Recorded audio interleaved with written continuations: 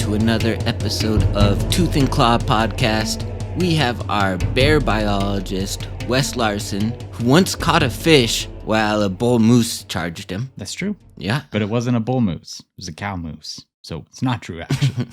Then we have our producer, Mike Smith, who once slept for 24 hours, but he thought that he only slept for a minute when he woke up, and he doesn't know how that happened. It's a real Rip Van Winkle kind of thing. We're approaching the truth once again on that. Yeah. And then I'm Jeff Larson, and I once did half of a backflip snowboarding. Ooh, that's not enough. You got to do more I than landed that. on my head, No. yeah. So that is true. One truth and two lies. We're playing, Wait, what I was, guess. you told me that you closed your eyes and you woke up and it's the next day. It was like a blink. I blinked and it was a whole night had passed, and it was one of the craziest things I've ever experienced. I felt well Where's rested. my lie? You said for a minute and I slept for 24 hours. Both are false. Like pretty egregiously. Did you see Jeff close to your drink right before that happened?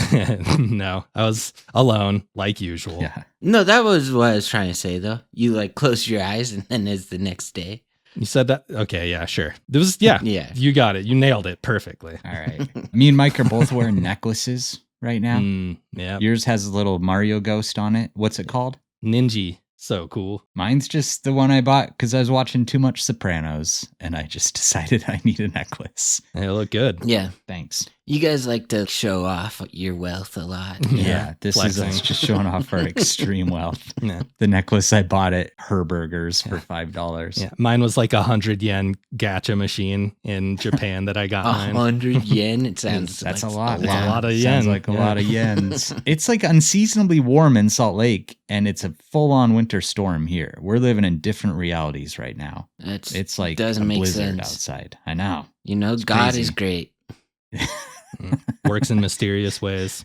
I can't remember where I saw the comment, but someone said, weirdly, Tooth and Claw is the podcast I listen to where they bring up the Bible the most, which is kind of funny. It is funny. I guess there's a lot of references, but anyway, I'm not going to bring it up once today. I'm not talking about the Bible once. So you can, You that's brought what you it came up. for. Yeah, I guess I did already bring it up, huh? Yeah, you Well, were the not only once one more. to bring up I swear the to Bible God. so far. I swear to God, I won't bring up religion one more time. Okay. You know what we're going to do today? We're going to start with a little quiz. And it's going to be Whoa. fun. That's new. And this isn't a quiz where you win anything. It's a quiz where you lose something if you lose. And what's going Like a part of a body part? Yeah, we're chopping Like a- body yeah. parts. Yakuza cut my pinky off. You can pick. Mike, I already know what body part you want to rip off. 'Cause you tell us all the time. You know it. Jeff, what body part are you losing? I'll lose an ear. Okay. Just keep You're blonde not hair actually the rest losing. of my life. That's a decent pick. What you're actually losing is, Mike, if you lose this quiz, you have to play a full round of mini golf with me and Jeff tonight. You have to. Ooh. Yeah, I'm sorry. All right. It's been I feel pre-decided. confident though. I'm gonna win. Jeff, if you Yeah. lose, me and Mike once again get to pick a movie for you on our flight to India, which is upcoming in a couple weeks. Okay. Are you okay with that? Do you guys accept the Yeah. terms? What's your thing? You don't get I'm anything? not involved in the quiz. He's the game master. I'm game master. The dungeon master. Did you want to give me a No, penalty? how about this? Yeah, you have to pick who you think me or Mike will win. Okay. And if you pick wrong, then you got to give whoever wins in mini golf $25. Sure. I pick Mike. Okay. All right. Who wants to go first? I'll let Mike go first. How Okay. about that? Mike Smith.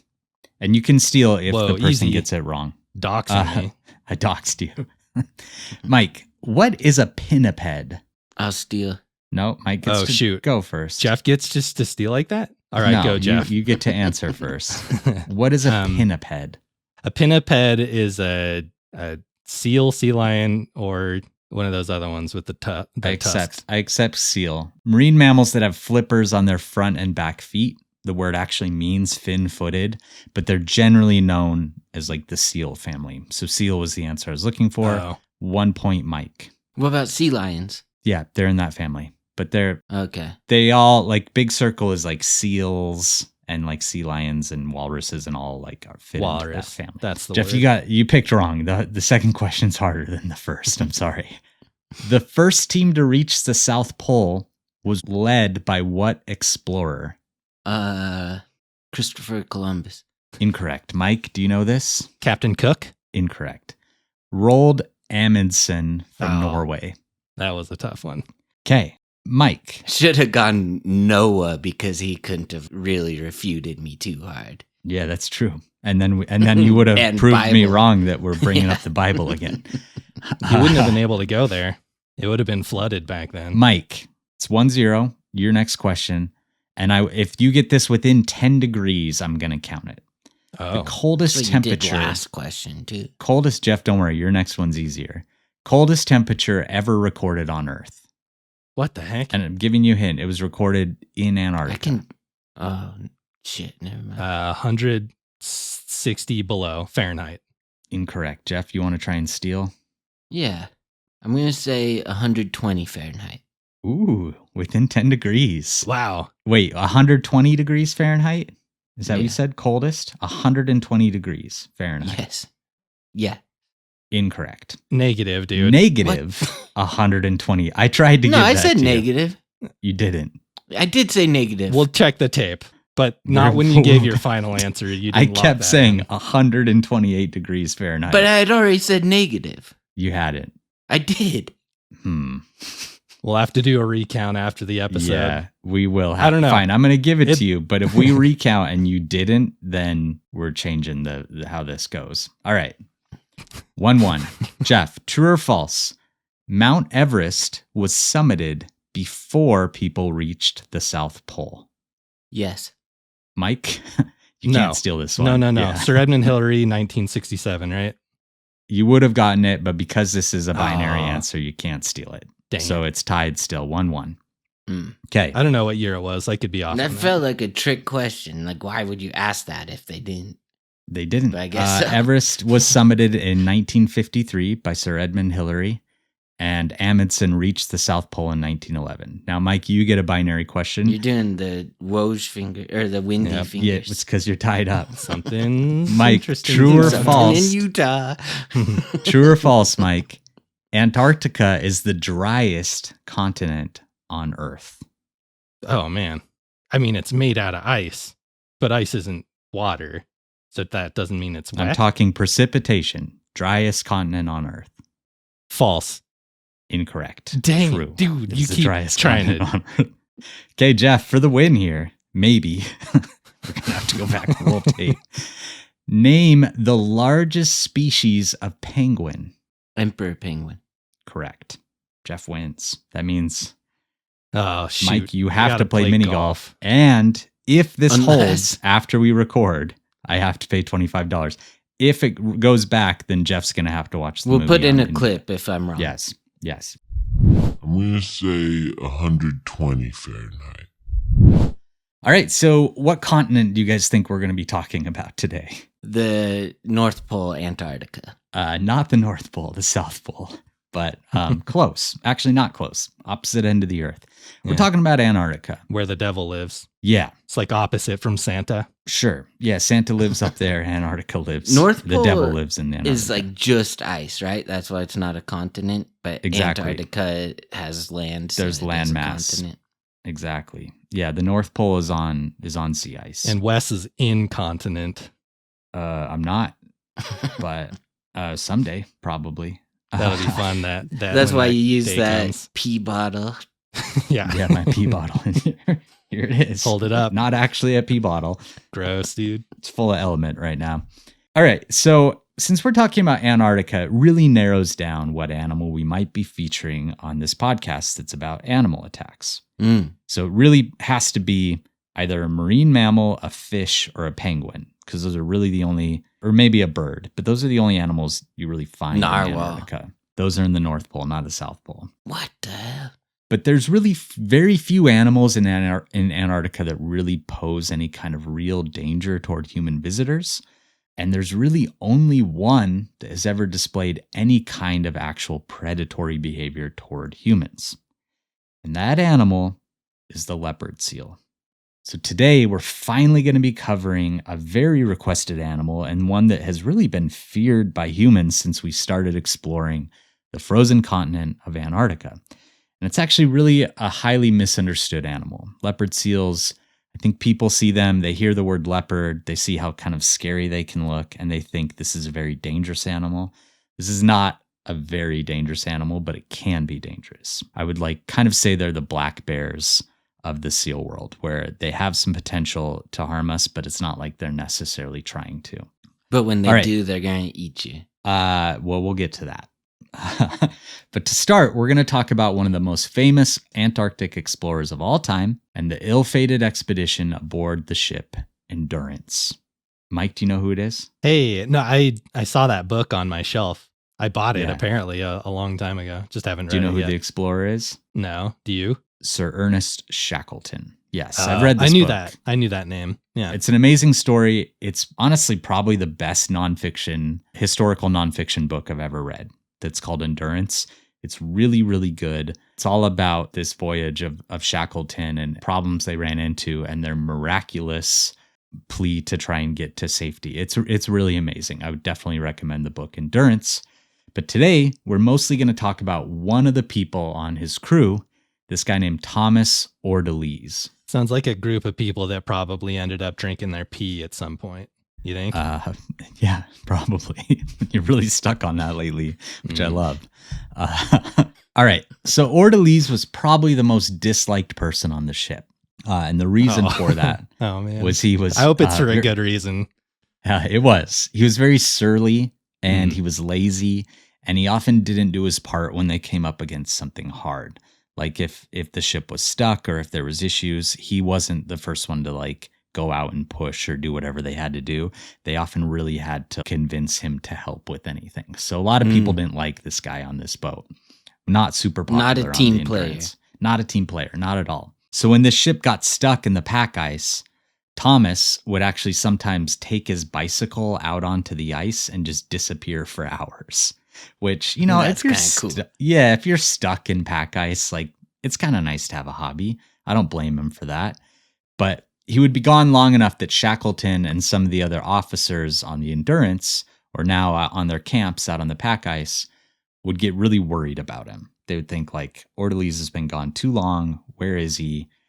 So it's kind of a problem still. It's a weird thing to have on your packing list when you're traveling to Antarctica. Just did everyone have bikes, or was it just him? I don't think so. I think it was just him. That's like Aokiji from One Piece, just riding around. I know, that's what I was thinking. On ice. So one time, Thomas Ordelise decided that he would go out and search for food, and during this process, he became lost. And when he finally found the men camped out on the pack ice, he started heading back toward them on cross-country skis. But little did surly Thomas know that he was being watched by a predator beneath the ice. It had been attracted by his shadow above the surface of the ice, and as he glided along the ice and snow, a 1,000-pound seal swam effortlessly through the water beneath his movement. And as Thomas Ordelise approached an opening in the ice ahead, the seal sped through the water and lay in wait. So some of the men that were gathered had been watching Ordelise approaching, and they were shocked to see a huge leopard seal explode from the water in front of their shipmate. And Ordelise immediately turned and skied in the opposite direction, and he started yelling at Frank Wild, who is another expedition member that was really good with a rifle, to bring his rifle out and to shoot the seal.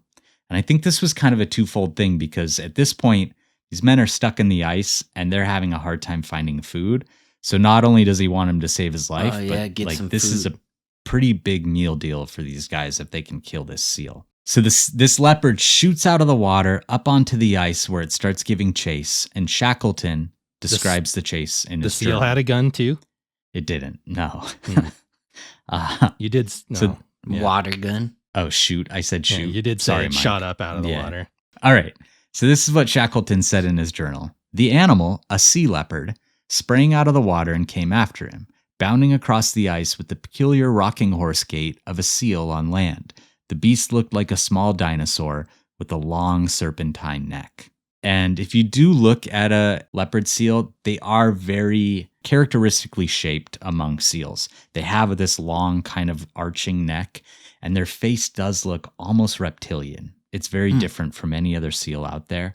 They look like much more of a predatory seal than all of the other seal species. That's cool. I like That is really cool. Mike, do you think it had a spring because it sprang out? of the water that time. That's what I was thinking. I've learned to hold my tongue, though. I can't take everything so literally, I've learned. This episode of Tooth and Claw is brought to you by Graza. And everyone knows that I love food. I'm not necessarily a foodie, but I really like good food. And lately, what's taken my food to the next level of flavor is Graza. It's my olive oil of choice. It's top-notch, extra virgin olive oil at an affordable price. It's always fresh, and it's made from a one-of-a-kind olive produced in high-end Spain, where over half of the world's olive oil is produced. And they have not one but two different olive oils that come in super fun squeeze bottles for really easy sizzling and drizzling. So one of these is a sizzle oil that you can use to cook in. It's got a high smoke point of 410 degrees Fahrenheit. You can use it for baking, sauteing, pretty much anything you cook. And then their drizzle oil is a super punchy, flavorful finishing oil that you can use to whip up in a salad dressing, dip a baguette into, or even just drizzle over ice cream. It's the best olive oil you're ever going to taste. And for me, I don't cook that often, but when I do, I like to use something like Graza because it really elevates the type of food that I'm making, and it's really easy to use. It's adaptable to any dish, pan, or cooking method, and that squeeze bottle is just super convenient. Plus, it has that high smoke point, so you know that you're going to be able to cook what you're trying to cook. So today you'll get 10% off your first order of any olive oil on their site, but I wholeheartedly recommend the Graza Starter Kit, where you'll get 2 squeezy bottles of olive oil, sizzle for cooking and drizzle for finishing, with an extra kick of flavor. Head to graza.co and use Tooth to get 10% off your Graza Starter Kit and get to cooking your next chef-quality meal. Take your food to the next level with Graza olive oil. Visit graza.co/tooth and use promo code TOOTH today for 10% off your first order. Thank you, Graza, for sponsoring this episode. All right, so this seal is up on land. All of these men are watching it chase Orderlies, and he's faster than the seal on the ice. Like most seals, they're pretty ungainly on land, kind of like Shackleton was describing. They have this kind of rocking horse movement. And the seal quickly realized it wasn't going to catch him, so it wheeled around and plunged back into the water. And Orderly is still trying to create distance between him and where the seal had been, and he's approaching the opposite side of this ice floe and more open water. And what he hadn't realized was that this leopard seal was tracking his movement from underneath the ice, and when he got close to the open water on the far side of the ice floe, the seal again lunges out of the water directly in front of him, and actually lunges toward him, trying to bite him. Whoa. Yeah. Its mouth is open. It's displaying jaws full of really sharp, intimidating, conical teeth. And this is one of the first explorations ever in that part of the world, right? They had documented leopard seals at this point, but no one really knew kind of how dangerous they were.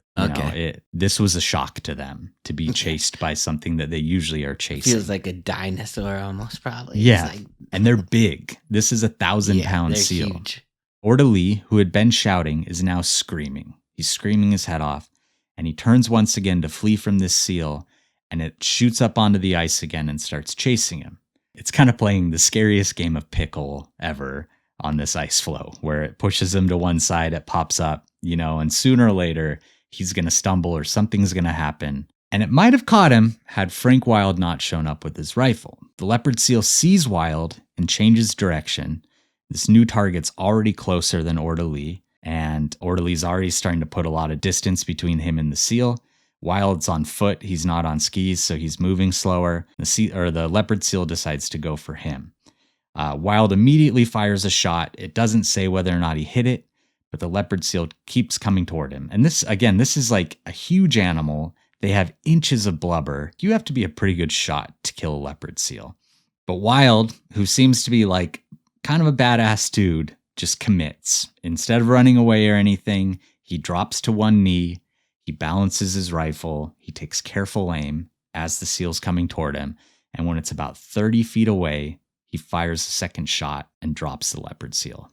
It takes about 2 of their dog teams to bring the seal's body into camp, and the men guessed it weighed about 1,100 pounds, about 500 kilograms. And they actually end up giving the jaw of this leopard seal to Orderly as a memento. And Shackleton told him, you're no longer allowed to wander away from camp, because this had been kind of a traumatic experience for all of them. I wonder if some of them were kind of hoping that it would get him, since he didn't seem to be very well liked. I was But thinking maybe the guy with the gun would like accidentally, quote unquote, shoot him instead. shoot Be him like, in the leg or something. Yeah. and then they'd eat him instead of the seal. That would be dark. I'm glad that didn't happen. So this is really one of the earliest recorded interactions with the leopard seal. Like Jeff brought up, there hadn't been that many expeditions into this part of the world yet. And this is a really interesting animal to talk about because often when we talk about a species on this podcast, even if colonial, white explorers from the West hadn't seen this animal for a long time, there's usually like this foundation of indigenous knowledge and experience around an animal. But there aren't any people that are indigenous to Antarctica. This is a place that doesn't have indigenous peoples. So this is an animal that kind of existed outside of contact with people for a very, very, very long time. Occasionally they would show up in New Zealand or South Africa or something.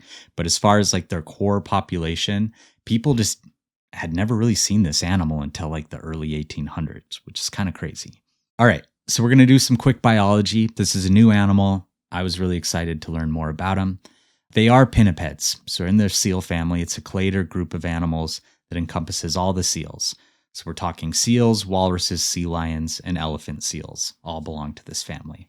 Otters do not belong to pinnipeds, just to keep that clear. No fins. Well, that's No. the differentiator? Or Yeah, is there, they don't. Okay. They don't have flippers. They have actual feet. They're and cute they're like enough they're to be in mustelids. it. Yeah. Mhm. What do you think are cuter, otters or pinnipeds? Ooh, I think it's too wide of a range to give it to pinnipeds. I would give it to otters. But I think Well, if let's you're take the giving me cutest like of the each. cutest seal, like a harbor seal or Harp seal. a harp seal, or what Yeah. are the other cute ones? Harbor seals are cute too. Yeah. I think it's contextual. Like if an otter is showing me its favorite rock or it's playing basketball, like you see sometimes in those videos, I'm giving it Yeah. to the otter. But if it's just Yeah. like hanging out, lounging around, I'm going to give it to probably a harp seal. I'm gonna give it to sea otter. I think sea otters are cuter than any seal, but that's just Wow. me. Sure. I don't blame you. It's a tough one. Leopard seals are the largest pinnipeds after elephant seals and walruses. They can weigh up to 1,300 pounds, but averages are more in the 500 to 600 pound range. They can get up to 12 feet long, which is about almost 4 meters long.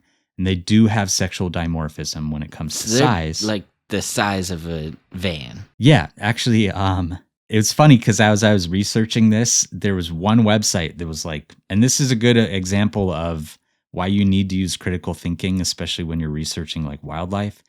Often you find websites that seem very like expert based and they'll say some outlandish things. There was one website I found that said they can be 30 feet long, which Jeff is about the size of that's Bus. longer than a short school bus. But Medium 12 bus. feet, you're right, is about the size of I think like a sedan is like 14 feet long. So this would be like the size of a compact car, 12 feet long. I looked know. it I up. have to measure it. Females are larger than males. So there is sexual dimorphism. Females can be up to double the size of males. They are quite Nice. a bit larger. I like that. Mm. I Yeah. personally appreciate that. And again, if you're new to the podcast, we talk about sexual dimorphism a lot. It just means there is some sort of difference between the sexes. So there's like something about them is very different. It could be coloration, it can be size, it can be a lot of different things. But that's what sexual dimorphism is. Okay. So they get their name from the pattern on their silvery gray, sometimes bluish gray and white coats. They're often spotted. So that's why they were named leopard seal. Early on, they were called sea leopards, which I really like. I almost wish Yeah. we would have stuck with that. But because we have sea lions, so sea leopards would have been kind of cool. That is cool. Almost all marine mammals, their main protection against really cold conditions of their environment is a really thick layer of fat that we call blubber. And there's a really big difference between just normal fat and blubber. And that difference is that blubber does contain blood vessels. And a really cool thing about the blood vessels in blubber is they can constrict and control the amount of blood flow between the skin and like vital organs and stuff. So if they're in really cold water, those blood vessels will constrict and that pools the warm blood around their vital organs and keeps their core temperature warm. And Oh, it wow. restricts blood flow out to the skin because it doesn't really matter if they keep their skin warm. That's awesome. Yeah. That's really handy, I would assume. Like if one of them has erectile dysfunction, just Yeah, just constrict those blood vessels. Make the and blood go down to divert that blood right where you need it. I wonder if they get the same benefits from a cold plunge, though. That's a trade-off. Yeah, maybe. Tooth and Claw is brought to you by Hims. When your car breaks down, you take it to a mechanic with no hesitation. Well, maybe a little hesitation for me. I'll look at it and pretend, I might be able to fix it. But hands on the hips. If it's not like oil or windshield wiper fluid, I'm stuck. But anyways, you need it, and it's not something most guys can fix themselves. And men should think the exact same things about ED. Or leopard seals. But the reality is, you might be hesitant to seek help. Thankfully, through Hims, you can get access to personalized ED treatment without stepping outside your door. That's amazing. That's great. Hims provides access to a range of doctor-trusted ED treatments like chewable hard mints and Viagra and Cialis, and their generics for up to 95% cheaper. I'm all about finding cheaper ways of getting medicine, so that's amazing. Also, something great, no insurance is needed, and one low price covers everything from treatments to ongoing care. With hundreds of thousands of trusted subscribers, Hims can help you find the ED option that works for you. Start your free online visit today at hims.com/tooth. That's HIMS.com/tooth for your personalized ED treatment options. HIMS.com/tooth. The products mentioned are chewable compound products which are not approved by or verified for safety or effectiveness by the FDA. Prescriptions require an online consultation with a healthcare provider who can determine if appropriate. Restrictions apply. See website for details and important safety information.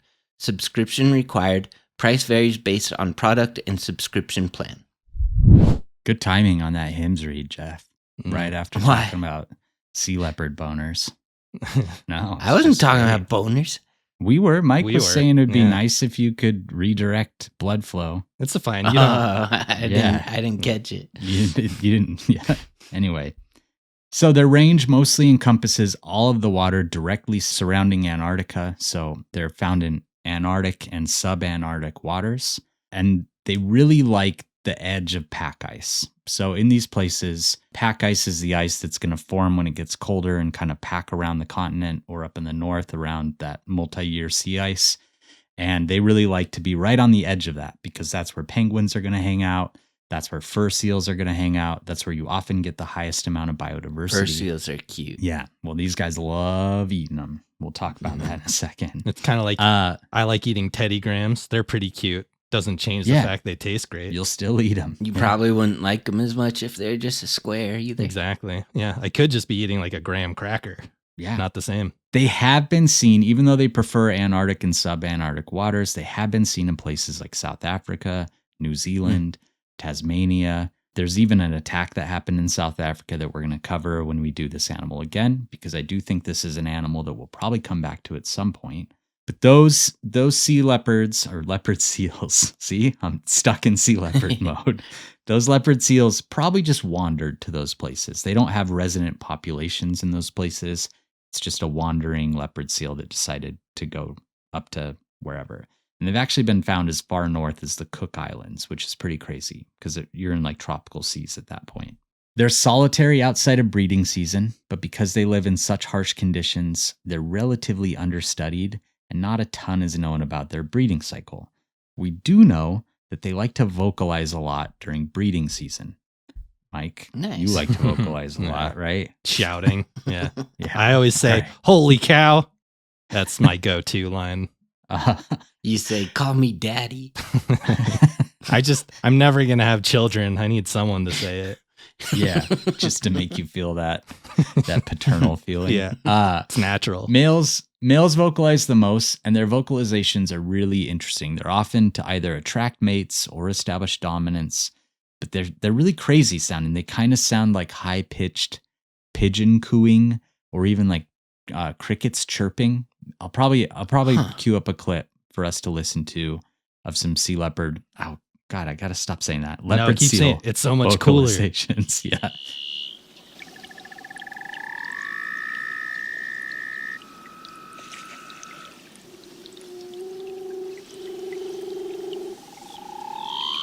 Pretty much all pinnipeds are extremely athletic in the water. That's their environment that they're most comfortable in.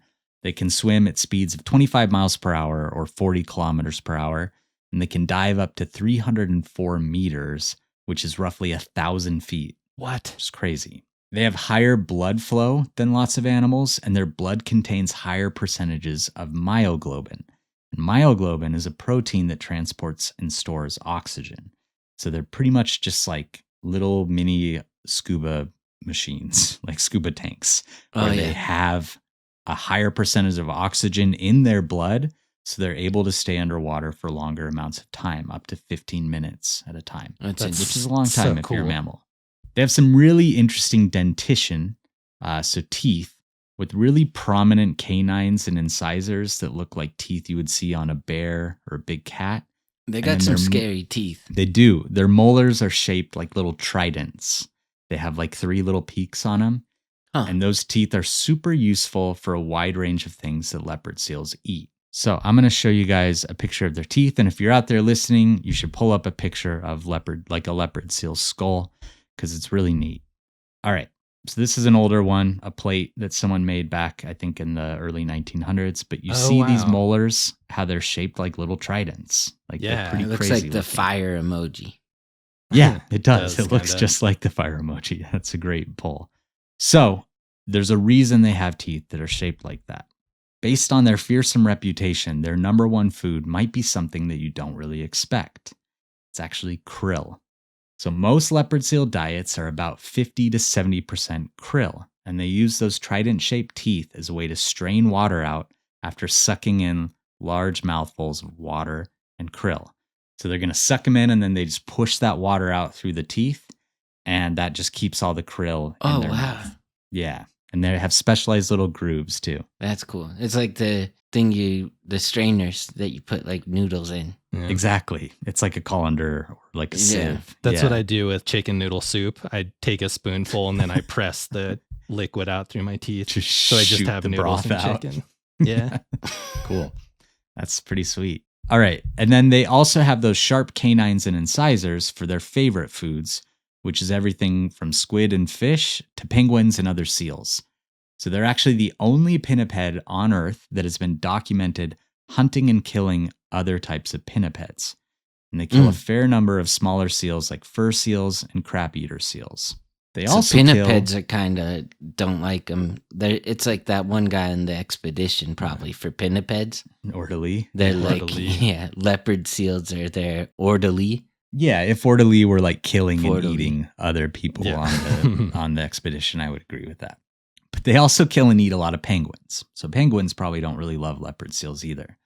There was a study where researchers found that leopard seals killed about 12 to 16% of a Gen 2 penguin colony that they were studying, which is a pretty high percentage of penguins that are being killed by leopard seals. Yeah. They don't have flippers that allow them to grab on to prey. Like they don't have dexterous fingers that allow them to like grab something. And they don't have teeth that are designed for chewing or shearing. So in order to tear apart something that they can't swallow whole, what they'll often do is drag it deep underwater to kill it. So if it's like a fur seal or a penguin, they'll drag it down. And then once it's dead, they come up to the surface of the water and they do a behavior called flaying. And when they flay something, they kind of do this big arc and just slap it against the surface of the water really hard over and over again until it kind of just explodes. And then they can eat the pieces. Yeah. Gnarly. That's insane. We're going to Antarctica in 2026, and I think this is on the short list of behaviors that I would want to see the most. That'd be so cool. Is a leopard seal flaying a penguin. Yeah, it's like it's probably going to give me some heat. Yeah, just suplexing Roman Reigns over and over until he explodes. All right. So I found 3 or 4 stories about leopard seals. I was going to tell them all in this episode, but it was kind of getting to be a little long. Before you move on, could I ask something else just about their diet? Or I guess maybe just dietary behaviors in general down in Antarctica. Is there anything to eat that isn't meat? Is everything down there a carnivore? Or are there herbivores that exist down there? There are. I don't know if you count algae as like plant, but generally, and I'm not going to say this like definitively, but I know in the Arctic, the kind of building blocks of that ecosystem is algae that grows on the underside of the ice. And I do believe that's the same in the South Pole as well. That sea ice, like one of the reasons it's so important is it's actually a platform for these different kinds of tiny life to grow. And algae is one of those. And a lot of these krill and these other things are feeding on that algae. And that's what's actually like the building blocks of the whole ecosystem. So there is stuff that's not just eating meat. The small stuff. Interesting. Yeah. Okay. So again, I'd found multiple stories. I do think we'll probably just do another episode at some point because some of those stories were pretty good actually. But I wanted to tell the one that had been really requested, one that people have sent to us since we started this podcast. And that is the story of Kirsty Brown. So to get most of the data and the stuff that I used for this story, I used an actual peer-reviewed study. It's called Interactions Between Humans and Leopard Seals. The authors were Shauna Muir, David Barnes, and Keith Reed. They all worked for the British Antarctic Survey, and it was published in 2006 in Antarctic Science. The reason I bring that up, I like to say our sources, but the reason I was so thorough this time is this is kind of a hard story. And sometimes I'll go on YouTube and see if other people have talked about these stories. And I found a number of YouTube videos about this, and they really did it bad. Like there was just unverifiable information that made it seem a lot worse than it was, and stuff that if I were a person that knew Kirsty, I would feel really gross hearing. So yeah. If you're out there and you're making this kind of content, I would just say do better. There's plenty of like crazy stories out there that have lots of really weird graphic details that you can use. You don't have to make them up for the stories that don't have them. It's disrespectful. So we don't like to do that on this here show, on this here podcast. I'll write that down. Make sure I stop doing that. Yeah, I'll take the bear I added into my next story out. So in 2003, Kirsty Brown was working for the Rothera Research Station on the Antarctic Peninsula, which is a research station that's operated by the British Antarctic Survey. She's 28 years old, and she's part of a 22-person research team, and one of her projects involved looking at the way that icebergs affect the plant and animal life on the seafloor of the peninsula. So like scouring from icebergs can really disturb like these algae beds that we were talking about, or animal life. So that's what she was looking at. And she had nearly completed the first phase of her project, which involved placing nearly 500 markers on the seafloor that would show the kind of damage that was caused by these icebergs. She's very competent, a very well-liked scientist. She'd gotten her degree in geology. She'd worked in a lot of different fields, a talented photographer, and everyone really liked her in this group, which has to be like a very important thing if you're working in an isolated research base in Antarctica. You want to be a likable person. You don't want to be an orderly, you know? Yeah. You want to be a Kirsty. All right. So Brown was really experienced field scientist. She'd done a lot of diving in cold conditions. She'd worked in Greenland as well. And she's no stranger to this kind of extreme weather that you're going to be dealing with in Antarctica, especially in the middle of the winter, which this was. And on top of that, I have to assume that if she worked in Greenland, she would understand kind of the pressures of working around potentially dangerous wildlife. Because if you're in coastal Greenland, you do have to think about polar bears. So she's probably like knows kind of basic wildlife safety scenarios. Sure. But Antarctica, Jeff, does Antarctica have polar bears? No, sir. No, sir. They don't have puffins either. No. What's their apex predator? Antarctica? Yes. Humans. Aside from humans. Probably a leopard seal. Close. Orcas. The first one is orcas, exactly, which is the only animal that really preys on leopard seals. But as we've talked about on this podcast, do orcas really pose any risk to humans in the wild? Nah. No, not yet. You know, we can cross our fingers. So unless you have a yacht. Kind of like in all the ocean, right? Orcas, they kind of cover everything. Pretty much, but they're very common in the Antarctic Ocean. Okay. Yeah, this is an animal that when we go to Antarctica, we have a pretty high chance of seeing. But the next main threat for Kirsty would be the resident leopard seals. And although generally they're not really around this area in the winter, occasionally they would see a leopard seal. And most people that have spent time in Antarctica had heard tales of potentially aggressive leopard seals. those stories always seem to involve seals that were being really defensive or reactionary to something that the person was doing. Not necessarily stories like we have with Orderly, where he's just kind of out there minding his own business and a seal starts chasing him. The more common stories were like someone's out in the water and a seal kind of does some circles around them, maybe rushes in a couple times and then leaves, bites their fins or something like that. Pretty typical seal stuff. So even though risks are low, the researchers that were responsible for diving or snorkeling around this research center had protocols for observing marine mammal activity and then making sure there's no leopard seals in the immediate vicinity of where they're going to be diving or snorkeling. And Kirsty and her snorkeling partner followed those protocols before getting into the water on July 22nd, 2003.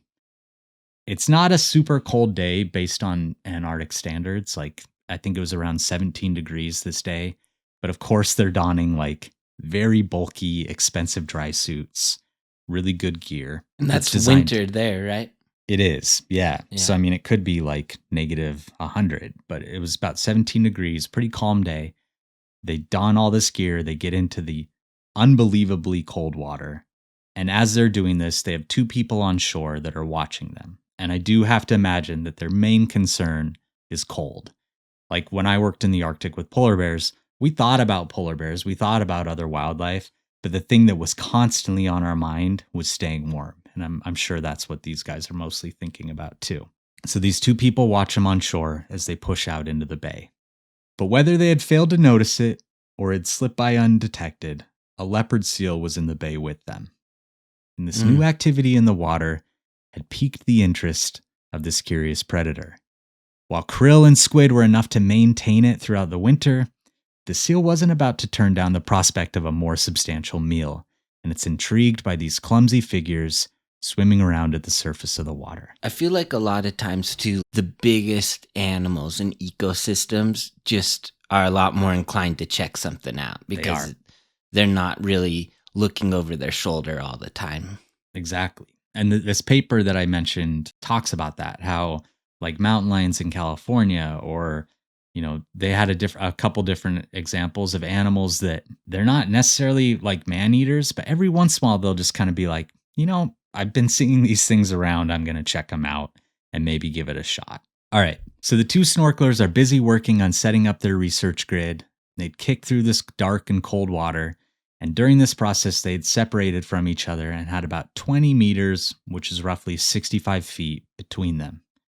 This could have been what the seal was waiting for as it watched. Years of hunting Antarctic fur seals and penguins had really honed its predatory skills, and it knew that separation was key to both targeting and subduing larger prey. It focused on the smaller of these 2 animals in the water and shot forward. And as it closed in, the leopard seal realized that it wasn't a fur seal or even a large penguin in the water, but something new, something small enough for it to at least investigate. As the team's watching from the shore, nothing seems out of the ordinary. They could see the backs and the back of the head of these 2 snorkelers with their pipes sticking up through their snorkels sticking up through the water. And then suddenly a scream from Kirsty shoots through the air and a large splash as she's pulled underwater. And the monotony of this day turns to chaos as this team scrambles to figure out what just happened. Her snorkel buddy, who's in the water with her, starts swimming really quickly over toward where Kirsty had been pulled under, and the team on shore is shocked to see Kirsty briefly resurface in the jaws of a leopard seal, which then immediately pulls her underwater again. Oh, man. When her snorkel buddy gets to this spot, he looks underwater and he can see the leopard seal about 17 feet down, or about 5 meters down, holding Kirsty by the fins and preventing her from surfacing as she's struggling in the water. There's really nothing he can do because these dry suits are so buoyant that you can't really dive down. Dude, that's the worst. Just like you want so badly. I'm sure he was probably trying to swim down, just wasn't making any kind of progress. So what he does is he quickly swims back to shore to join the rest of the team, who are already getting a boat ready to go out and help. But when the boat gets to the spot where they had last seen Kirsty, they couldn't see her or the seal. And they're looking around and searching for her, and about 10 minutes later, the seal resurfaces with Kirsty in its jaws, and her head is face down in the water, and they're about 1 kilometer away from where they had been. Oh my Wow. gosh. So the team races out in the boat, and when they get to this spot, one of them picks up a shovel, which they had with them, and starts hitting the surface of the water, and then the leopard seal with the shovel. And the leopard seal does release its grip on Kirsty. But the leopard seal stays in the immediate vicinity of the boat. They pull her motionless body into the boat, and they immediately start emergency first aid and CPR. They race back to shore. They take her into the medical bay of this research station, and they continue CPR attempts for about an hour. And then she's pronounced dead at 4:50 p.m. on July 22nd, 2003. It's a nightmare. Yeah. Oh. The team on the boat estimated this leopard seal to be about 14 feet long, which would be almost Really a record-setting leopard seal. And this is the first confirmed fatality of a human being killed by a leopard seal. Her death was ruled as an accidental drowning by leopard seal attack. She had a number of lacerations on her body, but she had died from drowning. And her dive computer actually showed, like she was wearing a dive computer on her wrist. It showed that the leopard seal had dragged her down to 70.1 meters deep, which is about 230 feet. So she's kind of crushed too. That's probably why it's hard to partially revive her.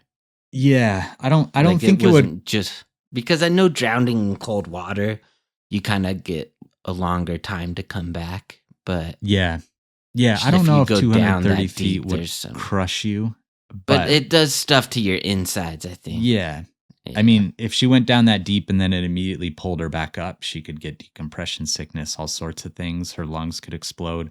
But I Yeah. think probably by the time it even dragged her down that deep, she was gone. It doesn't. Sure. And something we talked about before is like, if you're just trying to hold your breath in the water, it can take you a very long time to drown.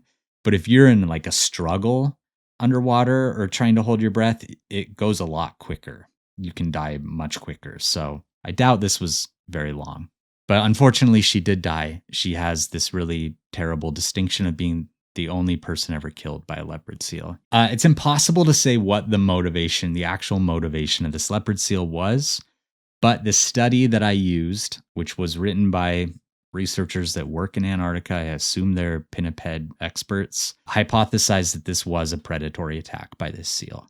And I tend to agree. And I think the reason I think that is its behavior after grabbing her, pulling her down, and drowning her, and then resurfacing with her is what they do with larger prey. It's really fortunate that they got out to her before it tried to do what it does with like a penguin or a fur seal.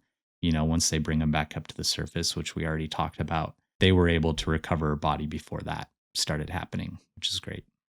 All right. So that is a really tragic, unfortunate thing that happened. I, as someone who's worked in some pretty extreme environments, doing what I love, that is part of the appeal to a lot of people that do these sort of things, is that there is this element of uncertainty and wilderness. And I do think, from reading about Kirsty, she was doing what she loved.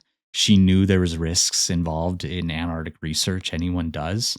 And I think it's beautiful that she was able to live a life so full of adventure.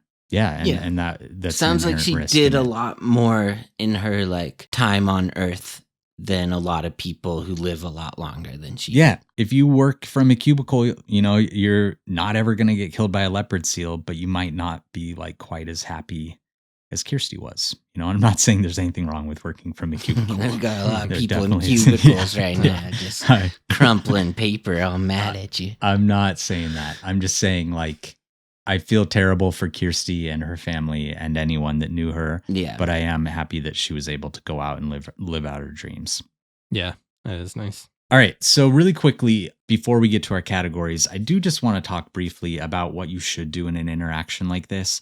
I think very few people in our audience have to really worry about ever having an interaction with the leopard seal, but it can happen. They're very rare. There have been really, really few events that were possibly predatory events like Kirsty's or Orderly.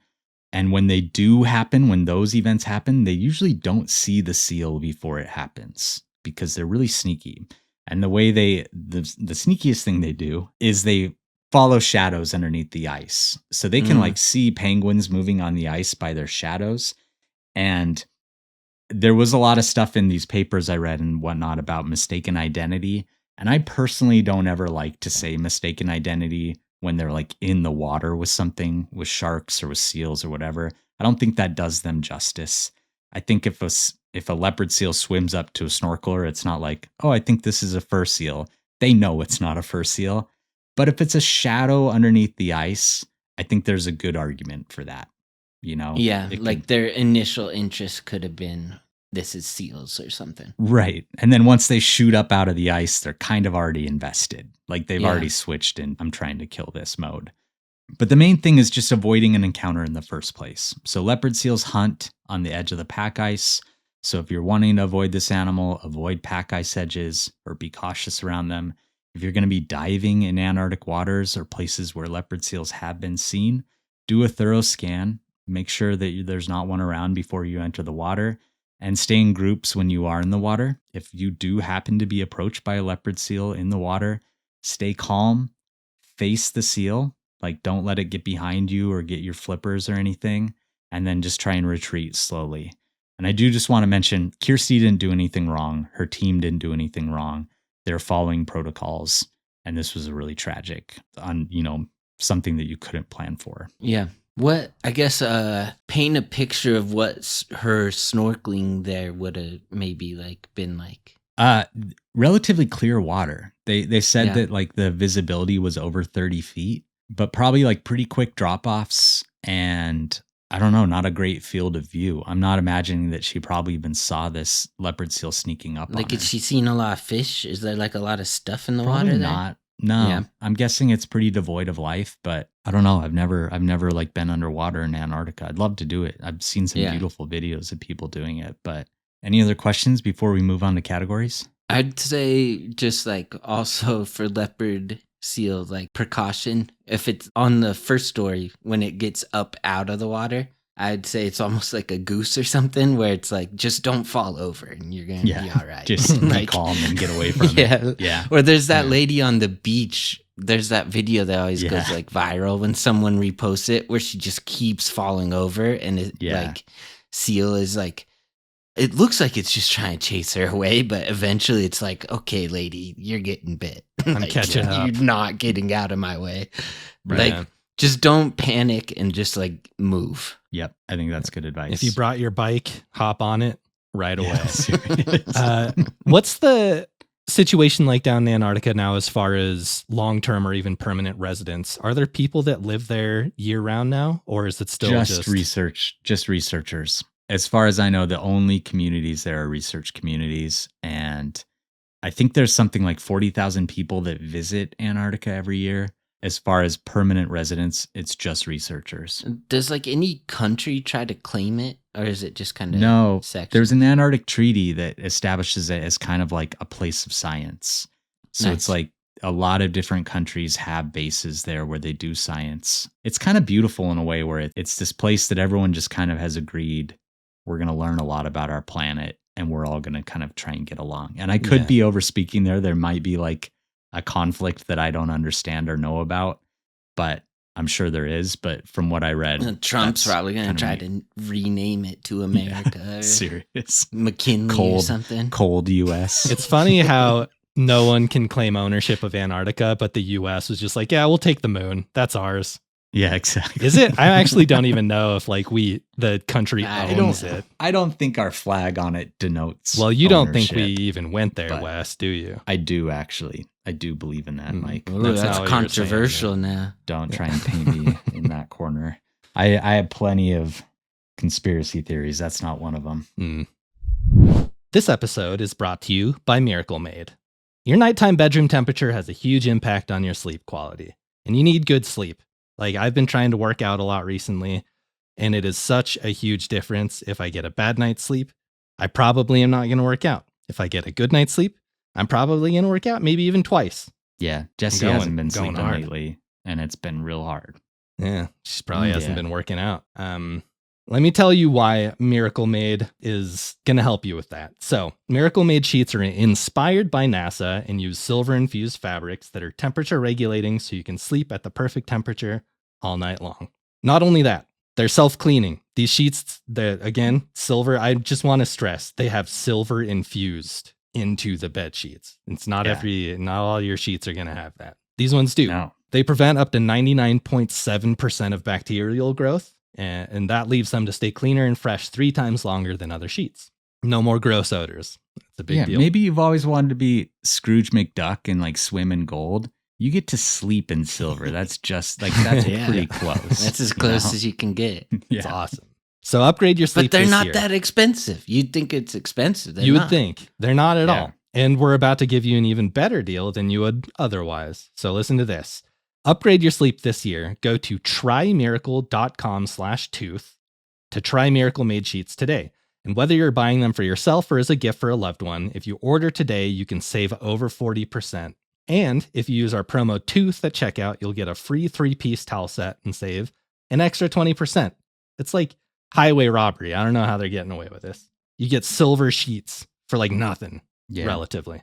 Upgrade your sleep with Miracle Made. Go to trymiracle.com/tooth and use the code TOOTH to claim your free 3-piece towel set and save over 40% off. Again, that's trymiracle.com/tooth to treat yourself. Thank you, Miracle Made, for sponsoring this episode. All right, let's move on to our categories. We're going to start with our favorite, our mainstay category, your favorite media with a leopard seal. I only know of 2, so if we need to expand into just media in Antarctica, we can. I'm gonna do just a recent media in Antarctica.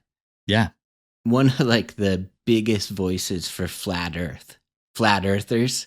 Yeah. Someone just paid for them to go to Antarctica and like see the sun never set, and it broke his brain. And he had to like come out to all of his followers and be like, I don't know what to tell you guys. Oh, no.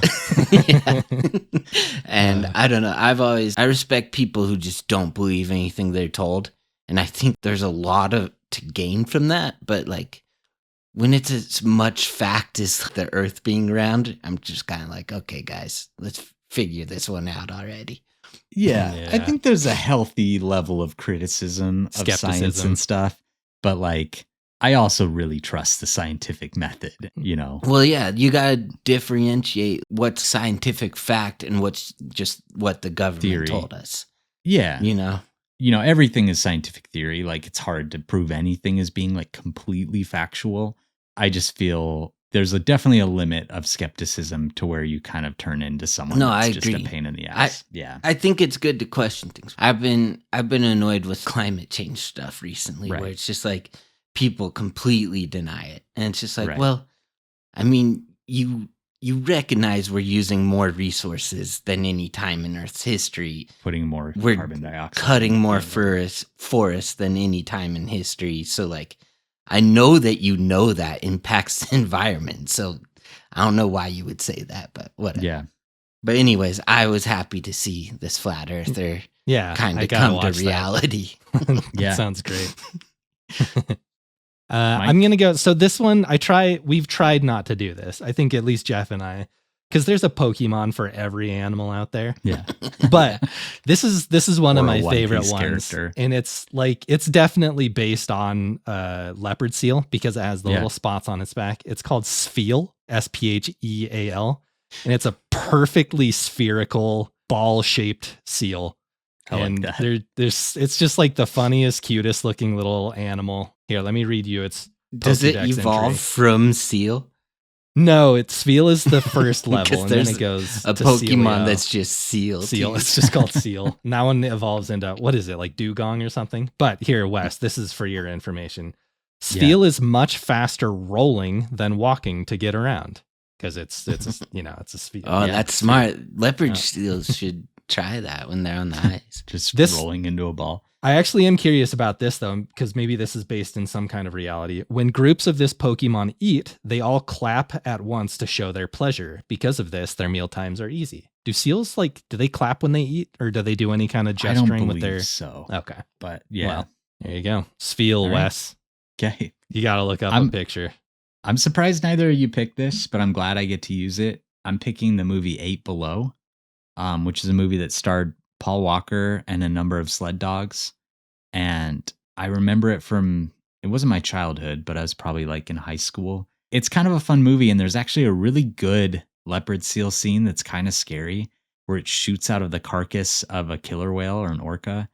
And it was like Stan Winston's studio used an animatronic leopard seal for a good portion of it. Oh, and it's really? pretty good. I rewatched the scene. I actually like quite enjoyed it. There's a scene where like I a like dog that is movie. Me too. Yeah, well, I remember when it came out, it kind of like a lot of people joked about it. And that's like Paul Walker, right? He's in it. yeah. It was a lot of jokes about, oh, terrible actor, stupid, goofy movie. And I was Yeah. like, I watched it and I was kind of like, I had to keep it a secret because I liked it Yeah. so much. I think I cried when I watched it. It's good. There's another movie that came out right around then called Snow Dogs with Cuba Gooding Jr. that is not a good movie. And I That's think right. those got confused a bit Maybe too. that's what happened. But no, there's this scene where the husky's like eating the orca and the seal like shoots out from inside the carcass. And it jump scared me even like during just this little YouTube clip. So, all right, that's mine. Mike, I pulled up Sfeel. It Yeah. is a very cute Pokemon. It's perfectly circular, dude. Check out. I put a link in chat, Wes.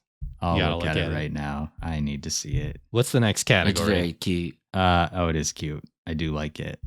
It's got like little fangs. It would roll pretty well. Yeah.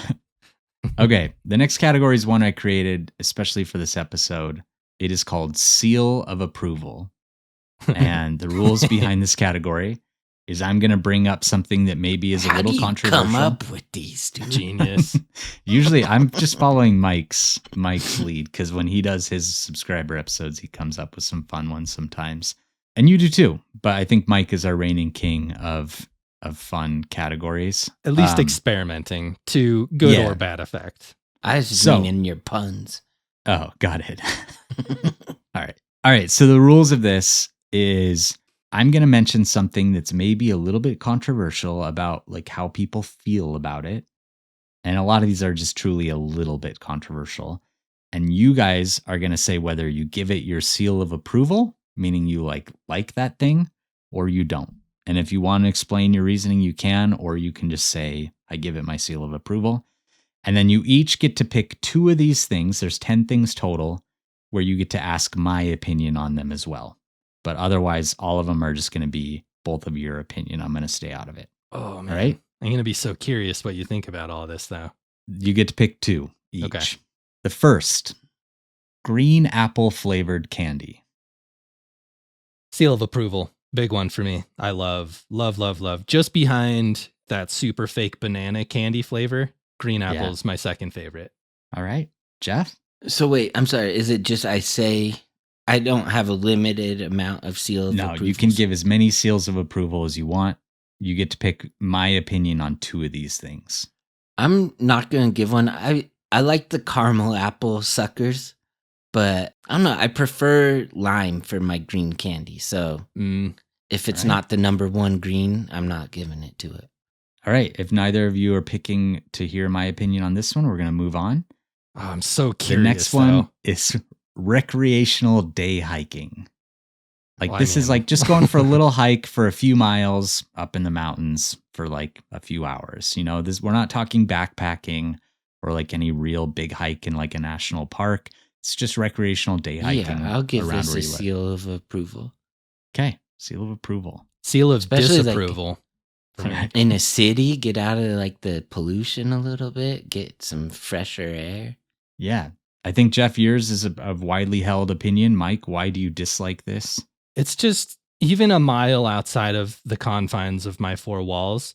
Conveniences of life are just a little too far removed for me. Like I like being at all times having access to all my little snacks and candies and a toilet and a shower. Who knows what could happen?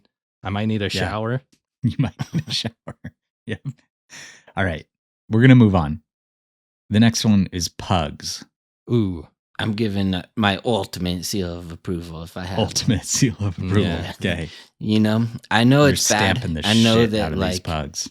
breeding dogs has got kind of a problem, and Pugs is like a big breeder dog, but Yeah. I think we came up with something great with Pugs. Okay. You do. My favorite pug ever was in the movie Marie Antoinette with Kristen Dunst. Kirsten. She has like a pug, Yeah.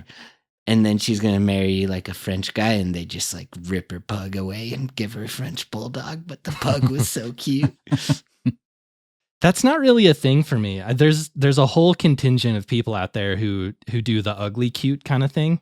And I never have that. When I see a pug, I'm never thinking cute or happy thoughts. It's always just like, they're kind of gross. I feel bad for them. Should never have happened. So no seal for me. I'll get Wes's opinion on this one. All right. Okay. I'm not giving them my seal of approval, and mostly because I do think a lot of pugs come from breeders, and I'm pretty against dog breeding. I think the only reason you ever should get a dog from a breeder is if you need it for a really specific purpose. Outside of that, I really think everyone should rescue. If it's a rescue pug, I'm fine with them, but I don't particularly like pugs. I think they're kind of like disease-addled, not great dogs. So doesn't get my seal of approval. I'm also going to ask your opinion on this one. No, you can't both. Can't both. National Park After Dark said when they were vets, they got a ton of pugs like all the time because they have tons not of healthy pugs. enough. Yeah, It's so sad to me. All right, next one. Ring doorbell cameras. So the little cameras on like doorbells. Oh, huge seal of approval. I love these things, dude. You can tell when like any packages get delivered, or I don't use DoorDash all that often. I feel kind of snooty even talking about using it at all. It just seems like the ultimate modern day convenience. But when something comes to my door, I want to be immediately notified, whether it's like a package or food or whatever. Yeah, I'm into it. Yeah, I'll give a seal of approval. I think we get a lot of cool, funny content from it. I love when like someone's walkway is a thin layer of ice and they fall down all their stairs. Yeah, you And get lots because of fails. the doorbell, you get to see it, you know? Oh, Right. plus like if it's Christmas Eve and there are some carolers coming around, you don't want to get caroled too. So you can just like check your camera. Oh man. I can't think of a worse situation than to be stuck in like a doorway, just looking at people sing at you for a couple of minutes. It's the worst. I would rather die. Okay. Wait, I kind of want to know if Wes is on this one because why'd he bring it up? That is kind of a weird specific thing. You Yeah. can do it. Well, I have an get two interesting and Mike take on gets this one. I two? think you both get two. Yeah. Oh, yeah, I'll do it. I disapprove. This is not a seal of approval for me, mostly because I think from what I've read, these are often used in surveillance, and like police can access your Ring doorbell camera if they get a warrant or whatever. And I just kind of I personally don't like higher levels of like being recorded. I just don't care for it. But I do want to rewind a little bit and say that comes from like a person that feels very safe and secure most of the time. And I do know that I'm privileged to feel that way. And lots of people you like aren't. live in the nicest neighborhood. Not nicest, like I live in a very people rural neighborhood. I in know all my Montana, where neighbors. everyone- I'm a you're, like, man. giving Yeah. each other fucking pies every day. and Right. shit. So again, like I get why people like having these on their home, Oh, especially man. the security they can give them. I don't like how they're used sometimes by cops. I So would what's rather the- I'm not doing I would rather live handcuffed to an NSA agent than be caroled to once. Okay. That's not true, but I like the I think it might be. hyperbole of it. Okay, next one. This one might get a little spicy between the two of you. Taylor Swift, recording artist Taylor Swift. Seal of approval, big time. I just love her too. Like, I like her music a lot. I think it's gotten a lot better. Like, it's edgier, which I like. and- Really? I think it's gotten Oh, worse, yeah. if anything. I like her Oh, early no, stuff, dude. but whatever. Vigilante shit is just, I put that on all the time. Like, song about revenge. She's like getting after people, spilling tea. And then I also think I love the NFL, and Mm-hmm. there's been some high profile NFL partners like Giselle, Josh Allen's marrying someone, the Bumblebee actress, I forget, Haley Yeah. Steinfeld Steinfeld. Yeah. or something. But like, I don't know. Taylor Swift is such a good fan of the NFL. Like, you'll watch her just like banging on the glass, and she's always like so attentive, and you can just tell she loves the games. Someone was lip reading, and she's like, I'm going to kill myself if they don't get this first down. And that's like how I feel when I'm watching a game. So I think she's a true fan of football, which I really respect. And I think that's cool. Yeah. I think she's a really good partner to Travis. I think a lot of people struggle to like completely support their partners. I don't know. I just like their relationship. I think they support each other really well. Yeah, that's great. Mike. I am not going to give my seal of approval. I've just never been the biggest fan. I actually did quite like a few of her first couple albums. I thought were pretty interesting and good pop listening. I wasn't quite mainstream pop quite yet at the time, but never all the way connected with her music. I respect her a lot more than I actually like her. I think she's found some really interesting and novel ways to game the system in her favor. And like it's the rules of the game. Everyone's playing by the same rules. She's winning and you got to respect it. But I just have never really heard a song that I was like, oh, that's going on the playlist kind of thing. You know? All right. Shout out to Audrey Douglas, longtime Toothy, who was like a huge part of the Eras tour, one of their main dancers for like all of it. That's cool. Yeah. Wes, I want to hear your opinion. Man, you guys are picking all the ones I'm kind of sour about. I'm doing disapproval, no seal of approval on this one. I agree that she has some real like earworm songs, and I'm not like a hater. I'm just kind of neutral. I think where I differ from you, Mike, is I don't really like the way that she's kind of gamed the system, where when there's a big release from another artist, she seems to release like B-sides, snipe or on like a new edition version of whatever to stay on the charts. It does work, and I think it's been really part of effective that was for her. because people owned all of her older stuff though, so she like wanted to kind of take it away from like the big companies. It's the timing though that gets me. It's always like right when there's some other big super breakthrough lame album. Yeah. And that's there's like several top the versions of the charts. same album with like an extra track here that releases in Europe specifically when whatever. We don't have to get too deep into it, but And I don't know. she's playing the rules. Listen, a lot of I think of all the Swifties- billionaires, she might be my favorite, but that's not saying much. You don't for like me. billionaires. No. That's a good point. Yeah. I want to, for all the Swifties, just like ring in their whatever right now. You their got a shirt. shooter here. You got a Greeting shooter Judith. here with Jeff. I want to say Yeah. one other thing. I think she's been like really empowering for women, which I like a lot, because I think when she was growing up, she was always kind of told how to act, like how to talk. There's a very just like, you have to be like the innocent American girl. And I like that she's like kind of opened up and started like talking about a sex life, which, you know, it's unfairly been like, women can't talk about that stuff. They're viewed as whatever. And I think she's opened the door to a lot of just women empowerment for how she's gone against how she's supposed to be. No, a which lot I of respect. I know a lot of women and young girls especially look up to her, and there's way worse role models out there. So All right. keep Let's doing move your on. thing, Taylor. The next one is the word moist. Moist. I'll give it a seal of approval. I don't mind it. I know people hate it. I think it fits the description of the word fits like what it is very well. Yeah. You know? It's not a word that bothers me, so I guess I approve of it. Like, I'm glad All right. it is a word. I think it's a useful one in certain circumstances. So sure, why not? Let's keep it. We'll move on. Black licorice. Oh, huge seal. Huge seal of approval. Big one. Oh, yeah, man. I love it. I'm curious All right. what your opinion is, Wes. This is my second one. What do you think? You're going to use it now. Yeah. Okay. This is a big one for me. I was kind of hoping it'd be the next one, but that's all right. that's We'll fine. go with this one. And I feel kind of bad because it's another negative one. Hmm. Never mind. I'm going to veto this one. You're going to have to save it. Yeah. You do have Okay. one. Okay. You did have a veto All right. left to use. Yeah. I didn't mention that rule. I'm vetoing that one. All right. The next one is going to the movies alone. Like the movie theater, going to see a movie alone. Yeah, I'll give it a seal of approval. I don't think there's anything wrong. I do it a lot just because I think I prefer to go with people. I like to talk about the movie afterwards. Like, I'll always have thoughts that I want to share with people I like, but like, I just hate planning anything, even as simple as going to the movies. So a Yeah. lot of times it's just like, this is the time I want to go, so I'm just going to go and not invite anyone. Yep. Big seal of approval for me too. I'm the kind of person, whenever there's plans that involve anyone more than just myself, I kind of let other people make decisions because I'm going to be okay. I'm going to be happy with whatever happens.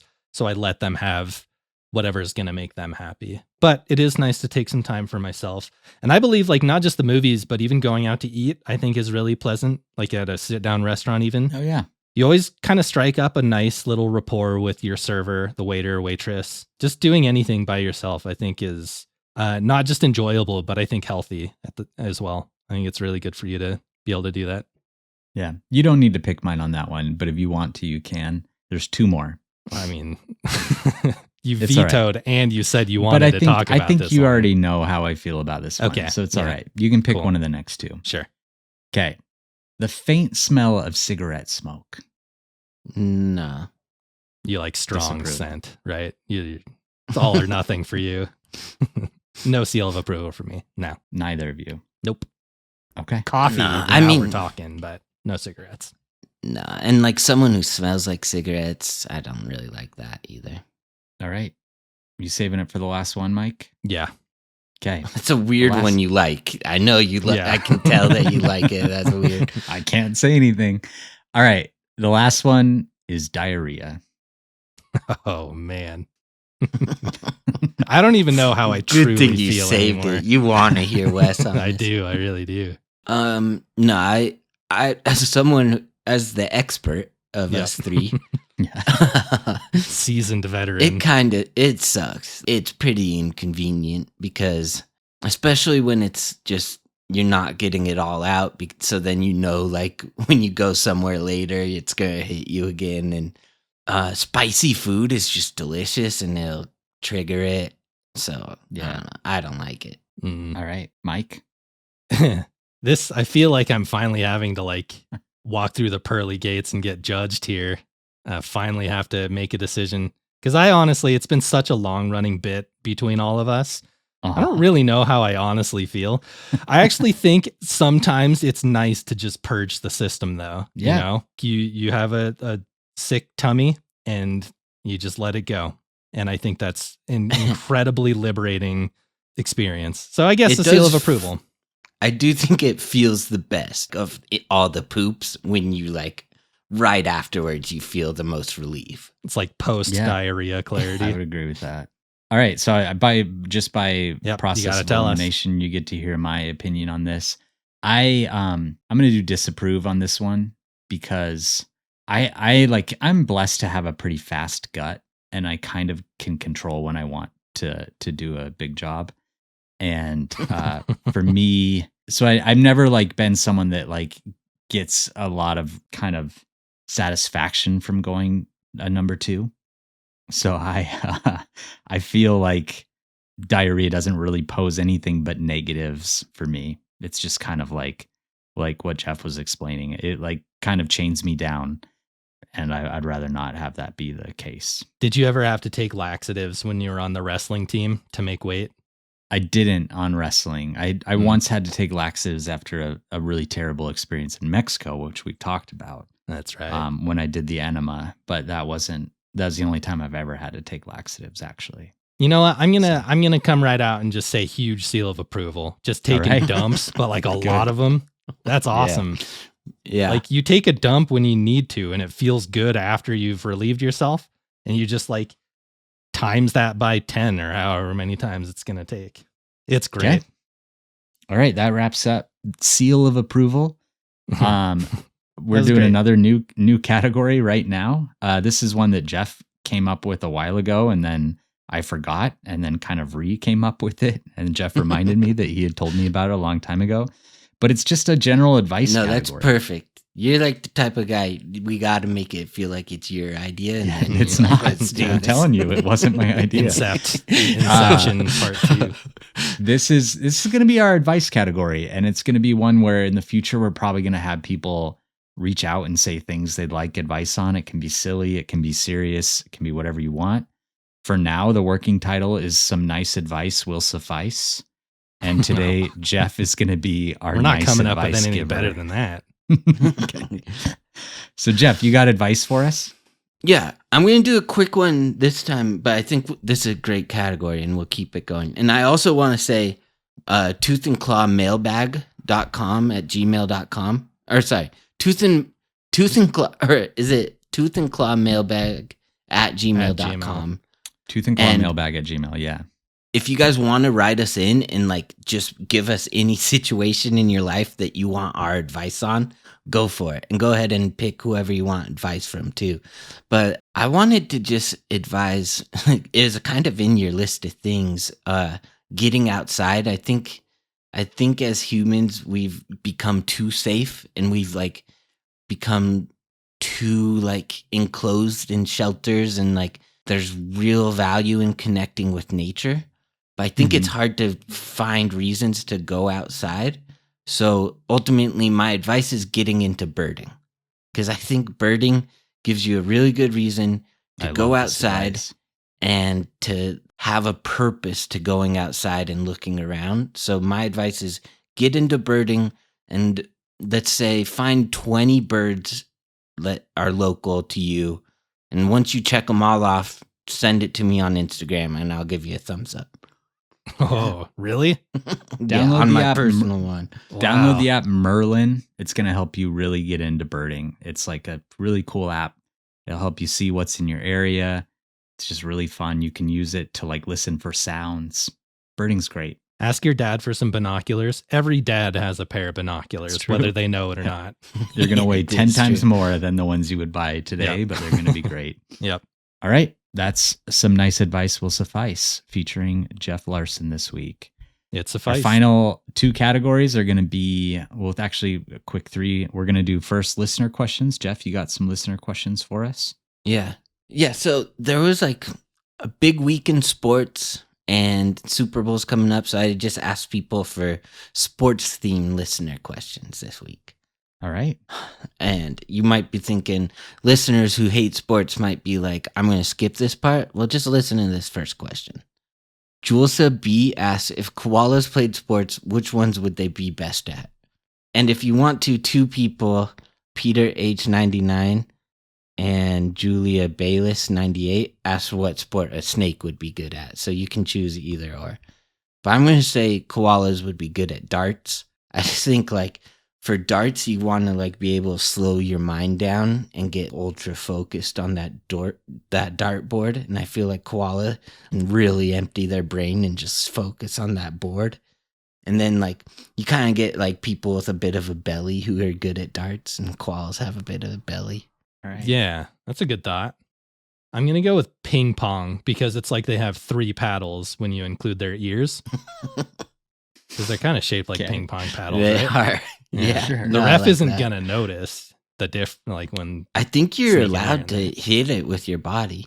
Oh, are you?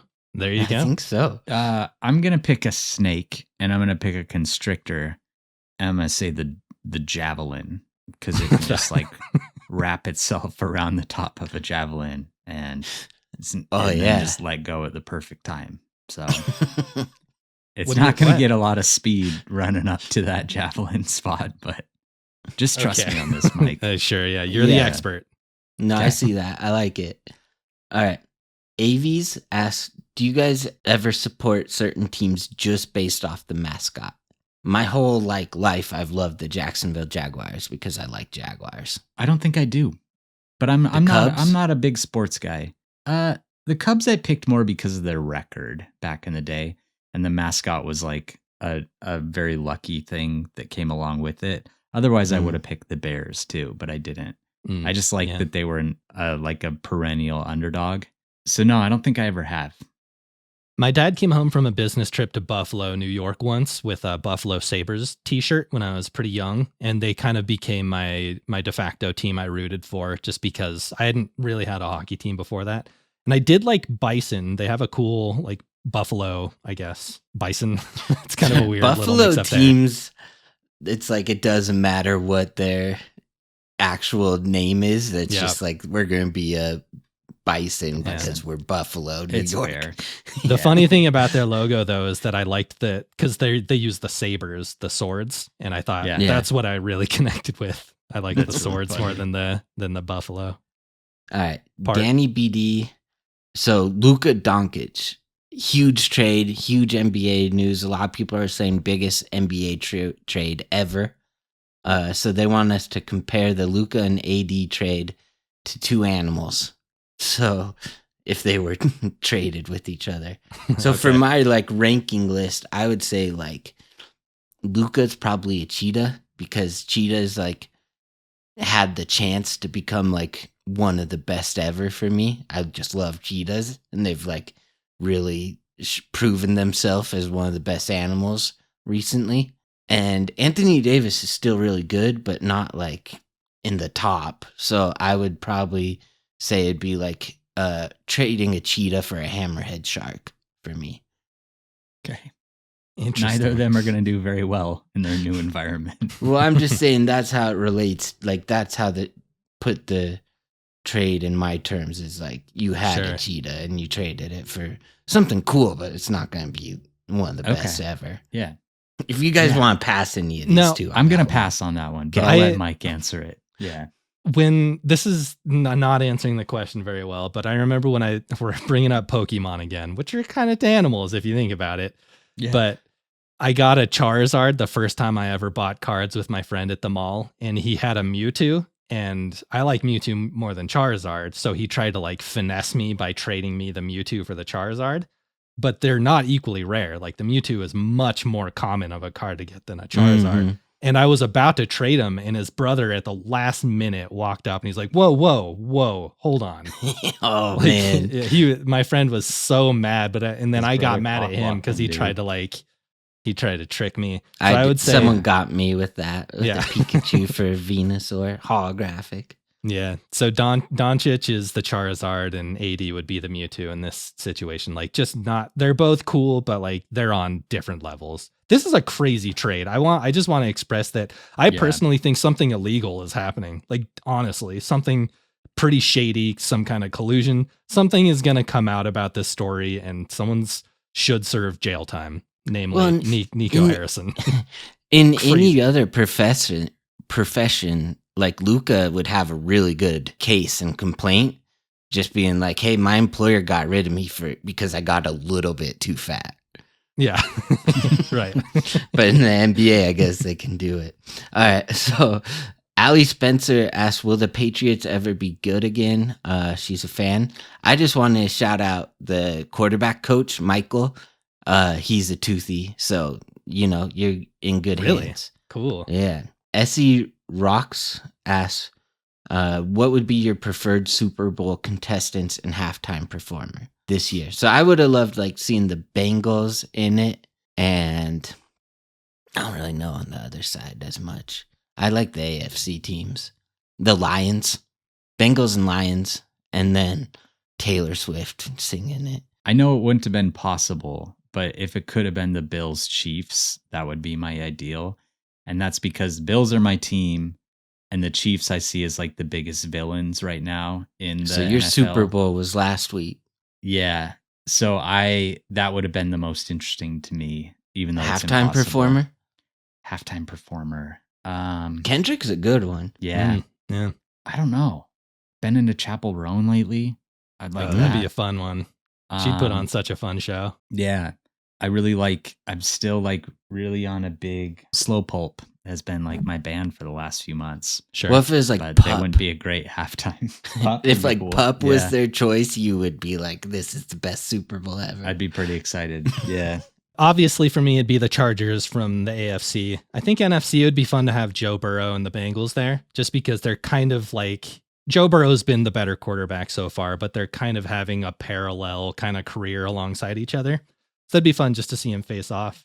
And then I think, again, just like maybe sticking with the San Diego thing, having a Blink-182 performance because they're from the area would be like cool. Kind of just a cool synergy between. Yeah. I know that's not usually how it works. It wouldn't be happening in San Diego, probably. Right. But Tate Nicole said, should Nebraska bring back being called the Bug Eaters instead of the Cornhuskers? I had no idea Yes. they were called the bug eaters, but yeah, Wes would be like your 100%. star player. Exactly. I'll be the mascot.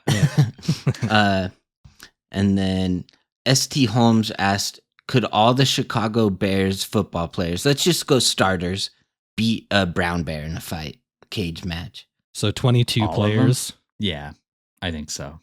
Okay. Okay, last one. Not the Daw asked, worst sports injury on the ouchie scale?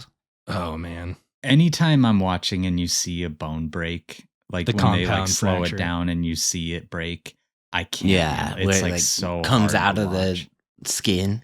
There was that one in college basketball like 5 or 6 years ago that just haunted my dreams. I can't remember who it was, but Where? it just they replayed it over and over. That's what it is for me. Yeah. Paul George had a similar thing. Yeah. The worst one I've ever seen live, I was watching when Gordon Hayward had his That one foot was turned all the crazy. way around. Yeah. And it And just was like ultra zoomed in. Oh man. It haunted me. Jeez. Yeah. I'm going to go, I watched the like WWE Netflix documentary. Yeah. And Bret Hart's brother was like trying to come out from the ceiling and the Oh. straps broke and he just like died. He died. Yeah. Yeah. That was That was crazy. tough. Crazy. It would be crazy, like an arena of 80,000 people just That was there the to, Vince like, watch McMahon that. documentary, right? Yeah. Yeah. All right, Speaking- that's it for listener questions. Not a great Oh, sign. go Speaking ahead, of Mike. WWE, Jeff just told me to watch the Royal Rumble that just happened. I did. And I watched it back, and what's his name? Kevin Owens? Kevin Something Owens just like, gets almost bent backwards. It's like seriously looked like he was in serious trouble when the last move he kind of got like suplex tossed backwards onto a ladder. There's like 38 ladders in the ring at this point. The whole it's insane. But yeah, I thought something pretty seriously bad had It was kind of happened to him. crazy. Yeah. Yeah. Well, thank you, Yeah, Jeff. sorry. That was a that's fun it. That's it. category. Thank you guys for writing those. I'll do some more themed ones, I think, and it's just kind of fun. So next Yeah. time, maybe more of like a West themed one. Okay. All right. We're going to move on to Conservation Corner really quickly. With these guys, they are very understudied. So there's a really big range of how many biologists think are still out there. It's anywhere they think in like the 200,000 to 400,000 range. So they are a species of least concern. They weren't really targeted by the seal hunting industry when that was a really big industry back in the 1800s and early 1900s. So this is an animal that kind of got to escape that kind of pressure and has done pretty well. They seem to be doing okay in the face of climate change so far. But yeah, it's one to watch because climate change is going to vastly affect their environment. So Yeah. and then we'll move on to our final category, which is our claw rating. It's a new animal. All right, so our claw rating for leopard seals. Why don't you guys, one of you go first? I feel like this one feels to me like it'll be your favorite seal, Wes. You like big animals that have big teeth and Predators. Yeah. I like others. I like my seals cute. I don't think they're that cute, but their Pokemon version's cute. I do think they're really cool. I don't know. I'd probably still have to give them like 7 claws, put them at 364. Okay. Yeah. I'm going to go 7 as well. I like all these pinnipeds. I'm a pretty big fan of anything that spends a lot of time in the water, just out of bias, natural bias. But like Jeff, I think they're seals. I even kind of like elephant seals just because they're so distinct. I don't know. When I think of a leopard seal, there's not one part of its body that like stands out as something that's super interesting to like look at or think about. That's a weird way to put it, but yeah, it's fine. I like them. Jeff, you're correct because this is a big predatory seal. Yeah. They are probably my highest. I would maybe put walruses ahead of them, but I'm going to give them an 8. But walrus isn't a seal, is it? They're pinnipeds. So they are like in the seal family. Yeah. So you could call a walrus a seal? You could, in the way that you could call Okay. a dolphin a whale. They're cetaceans. They're in the whale family, but they're in their own kind of subgroup. So yeah, I'm going to give him an 8. I think when we go to Antarctica, this is the mammal that I'd probably be the most excited to see. So they're probably an 8 for me.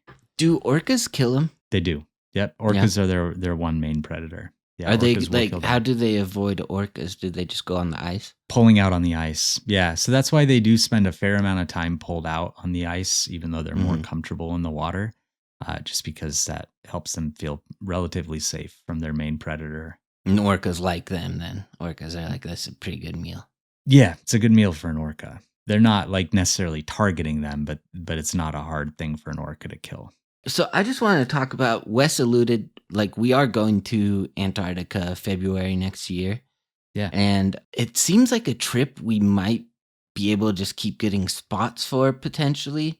So like if you're listening and we're trying to have cheaper trips as well. It's definitely one. This is our most expensive trip. You got to be financially responsible if you're going to go on it. We don't want anyone to take out credit card loans, put out their whole future just to go to it. But anyways, if you want to join our wait list on Trova Trip, like if we get enough people on the wait list, I think we can keep opening spots. So like, don't feel like you don't have a chance to go still. Like join our wait list and we can maybe figure it out. It's one of the most expensive places in the world to visit. And we feel really lucky that we get to go there. But I do think like something with these trips that we've been doing is all three of us have pretty busy schedules now. And like for us to set aside time to go on a trip, we want it to be somewhere that we also want to go. So we've been picking places that we're really excited to go. Well, and we've been dragging top of the list. Mike to the places we most want to go. And this is the first one he's really like. Finally, we got one for, well, not for me, but this one's going to be awesome. Like it's going to be really, really exciting. I can't wait. Okay, cool. Well, thanks guys. And we'll see you next week. All right. Thanks, Wes. Love you. Love you. Bye.